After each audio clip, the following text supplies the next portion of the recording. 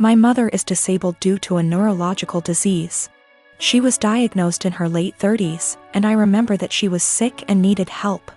I used to really look up to her as a supermom who could overcome any obstacle. That was until my father died. My father died over 10 years ago when I was still in high school.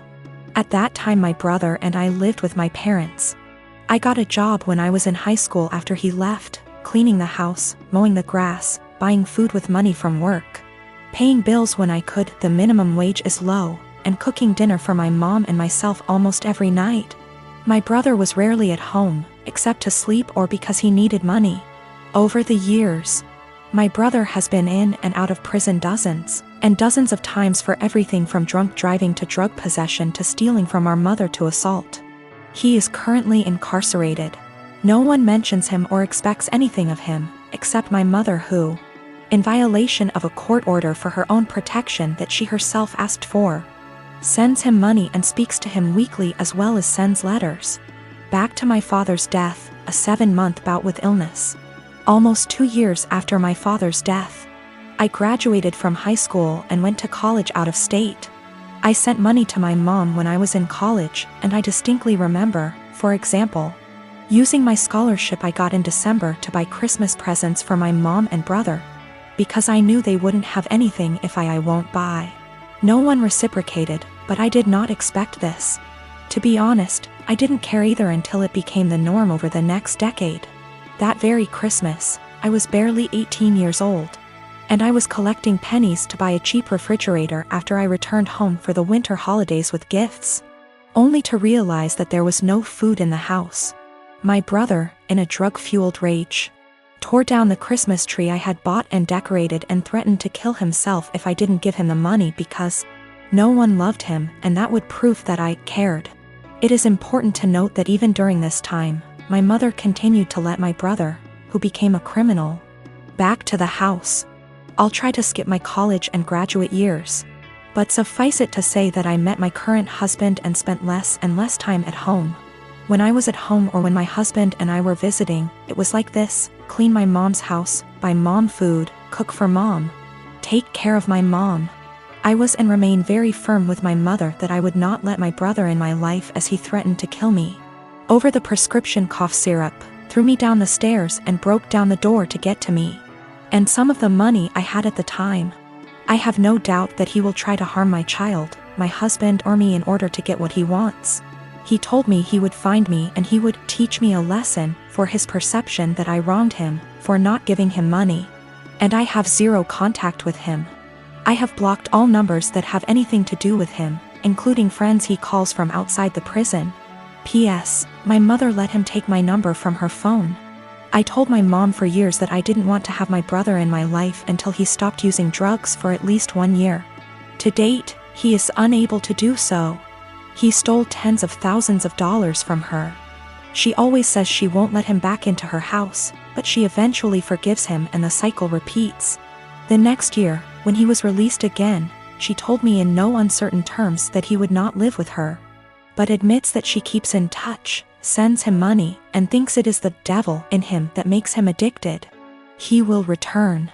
I offered to help my mom move closer to me since I live in many states. My husband and I even asked the realtor to come out and start the process of registering our house so we could find a house with space for my mom. My only stipulation was that she not drag my brother into my son's life. She categorically refused. She also refused to go to nursing homes, despite the fact that I went to her of my own free will and received excellent recommendations from her doctors. Now that she had surgery this week, my family is out of the slums. To be honest, I'm outraged by this.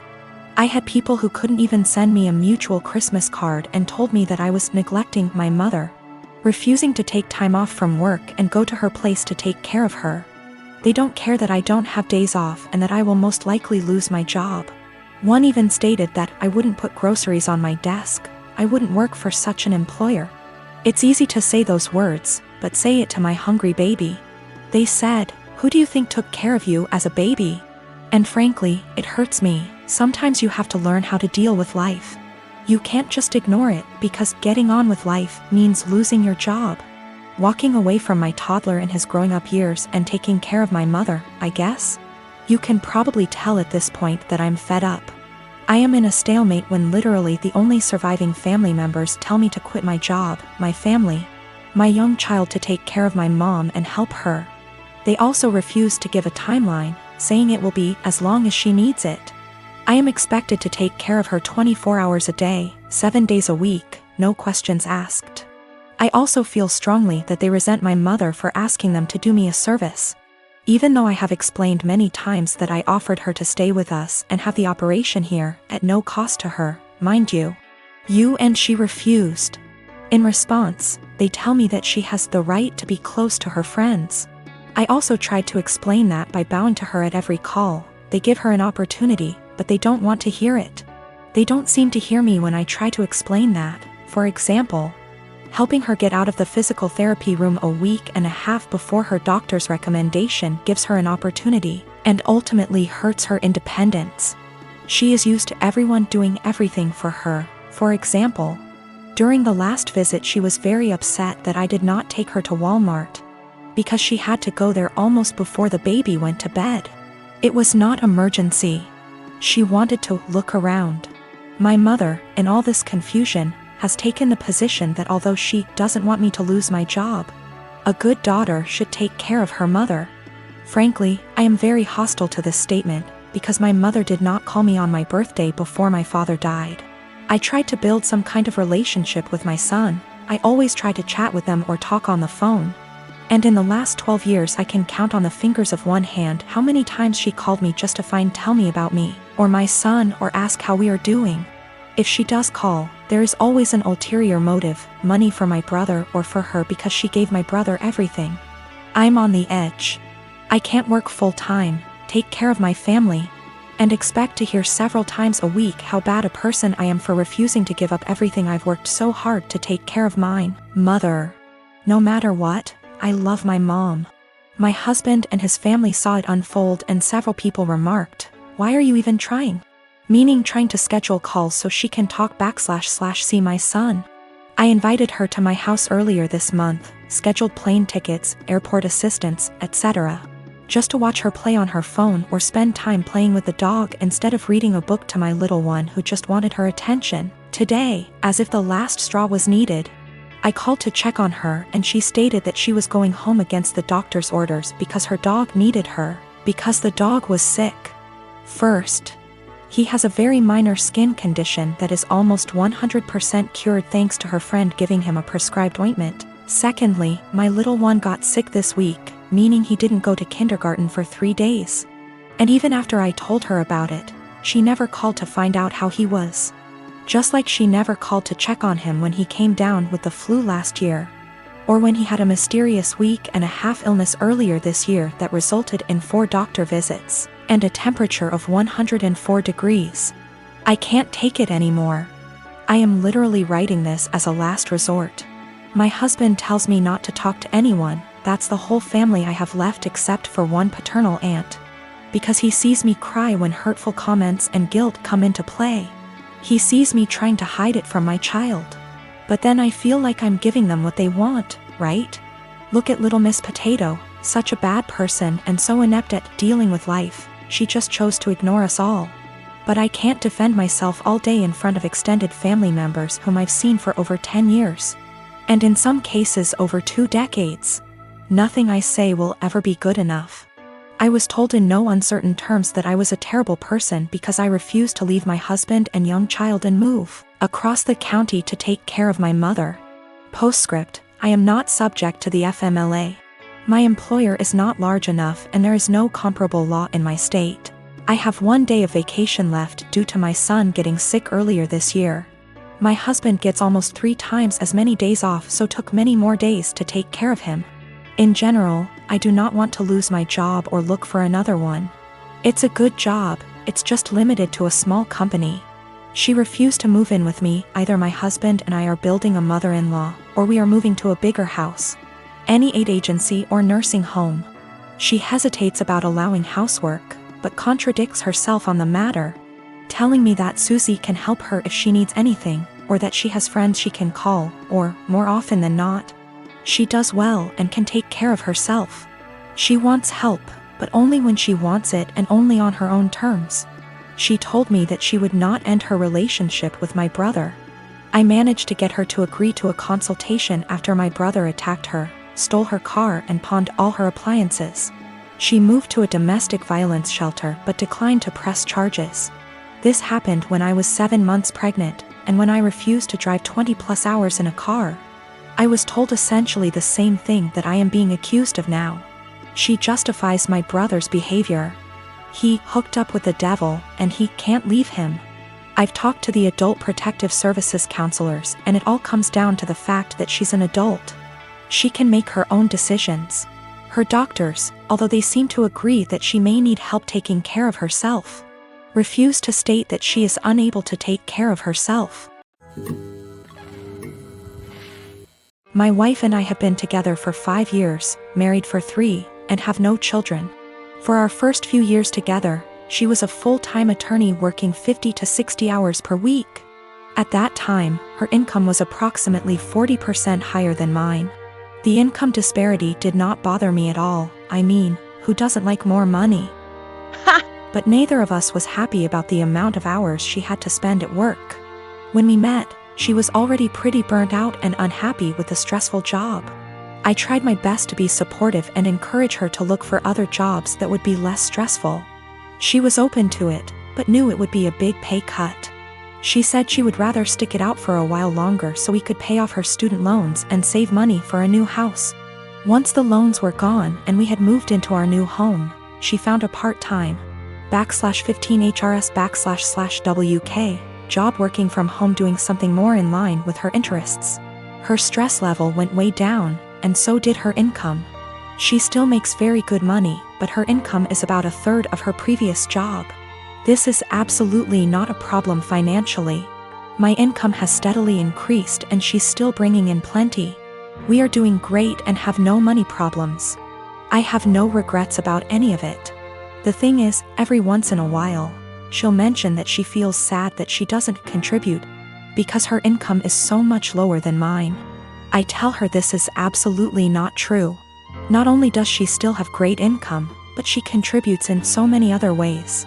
Since she has a very flexible work schedule, she is able to do most of the household chores, takes care of errands during the day, does a lot of the shopping, etc. She basically keeps our household running. But I think in her mind, the work she does for our household does not make up for the loss in income. She recently found out we are eligible for health insurance through one of her attorney organization memberships. She sent me the details, but it turned out that our current plan we have through my job is still a better deal. I texted her and said I looked into it but we should stick with what we have. When I got home from work, I could tell she was feeling down. She told me she had gotten excited at the possibility that we could use something through her work, and that she would be providing something major. She was crushed when I told her we shouldn't use it. I felt terrible. While she was working at her old job, we decided we wanted to start a family. The ideal situation was for her to get a low-hour, flexible, work-from-home job so she could be a stay-at-home mom with a little bit of income on the side. This job popped up and it seemed almost perfect for us. Unfortunately, the baby has not come as quickly as we had hoped, which we knew was a possibility. So we are kind of in limbo where she doesn't want to quit her current job or start a new full-time job, because she could get pregnant at any time. Been with Stephanie for a little over 3 years. More or less relationship is good. She tends to be way overdramatic when we fight, which isn't often. But I can usually talk her down and things work out. When Stephanie and I first started dating, she mentioned a few times in kind of a mysterious, I thought it was attention-seeking, still do, way that she had some kind of mental illness or mental health struggle. Eventually, probably 2 or 3 months in, she came out and told me in a really serious conversation that she has body dysmorphia and thinks she's obese and hates herself for it. Now let me be clear, I love her the way she is, wouldn't change a thing. I don't mind her weight whatsoever. But even when she said it initially, I almost thought it was a joke. Stephanie is obese. I'm not good at guessing weight and she's never told me her weight, but I know she's 5 feet 4 inches and a size 22 in pants. She's by all standards obese. I don't mind it at all. I'm attracted to her. I think she's beautiful. I would never ask her to change a thing. It didn't come up again for a while, but last fall she took a psychology course for her college degree and they talked about mental illness, and it came back up. She came in one night almost happy, in a weird way, saying that she understands everything that's wrong with her because they talked about BD in class and it all makes sense. She has never been diagnosed by a medical professional and can't see a doctor for lack of health insurance. Ever since then, she talks about it a lot. I'm not one to poke at people just to poke, so I just let it be. But she talks about it all the time. She blames arguments we have on her BD. She uses it as an excuse to eat poorly and not take care of herself. Because she is straight up convinced that she is smaller than she is and that the person she sees in the mirror is a dysmorphic situation. She is part of an online BD support group and talks openly to me about how she's met people who finally understand her. And she gives them advice and guidance based on her struggle with BD. She's pointed to actresses like Mindy Kaling and compared the actress's body to her actual body versus BD body. And says it's nice to see herself represented on screen. No offense intended to my girlfriend, but that's not her body type. She is much bigger than that. I'm getting to the point where I don't know what to do. She uses it as an excuse for all her behavior. I honestly don't know if she truly thinks she has BD or if she just uses it to justify herself. When we first moved in together, she would cover all the sizes on the tags of her clothes with Sharpie so I wouldn't see them. She's since stopped doing that, or only does it when she remembers. But it made me think she might be aware of her size and just tries to pretend she has BD so no one can talk to her about it. I know this is a weird situation. I'd like to get her or us into counseling, but she doesn't have insurance and goes to a community college that doesn't offer student mental health services. I'm not sure what to do. I am 15 years old, just celebrated my birthday. My family doesn't have a lot of money, so I didn't expect much. Mom cooked my favorite dinner, and we all had ice cream for dessert. I also got a birthday card with $25. It was a nice day. My boyfriend, 15 years, was invited to the birthday dinner but couldn't make it because he had to work. He felt really bad but promised to make up for it the next day. Even though he works, all of his paycheck goes to his parents to help support his big, 5 siblings, family. He has always been great about finding fun, interesting, creative things for us to do that are free, cheap. It inspired me to up my game and help find fun, cheap activities for us, but I'll admit that he's still so much better at it. So, while I absolutely was not expecting a gift, I was definitely looking forward to whatever he imagined up for our day. There's a bakery I love, but it's over an hour away from where we live. The desserts are delicious, but expensive. I often talk about this one cupcake I love from that bakery, but I can only enjoy it when I'm in the city and can afford it. He doesn't have a car, so he had to take a train, then walk, then take a train back to get me my favorite cupcake for my birthday. He also planned a historic walk of our town, with a bunch of obscure history he'd researched that I didn't know about. It was awesome. I asked to go home to put the cupcake in the fridge while we walked so it would be nice and fresh for me later. We went on a nice long historic walk and it was a great day. Not gonna lie. When I got home my mouth was already salivating thinking about that cupcake. When I opened the fridge, it was gone. I found the empty container in the trash. I went to the living room and asked my parents who ate my cupcake, and Dad dismissively said he did. He thought it was an extra. I threw a shit fit. I said it was my birthday cupcake and he was an asshole for eating it. He said if my BF really cared about me he would have bought me more than one, and that they gave me $25. So go buy more if it's really that important. He doesn't think he did anything wrong and is calling me an entitled brat for being upset. I think my BF went above and beyond to get me that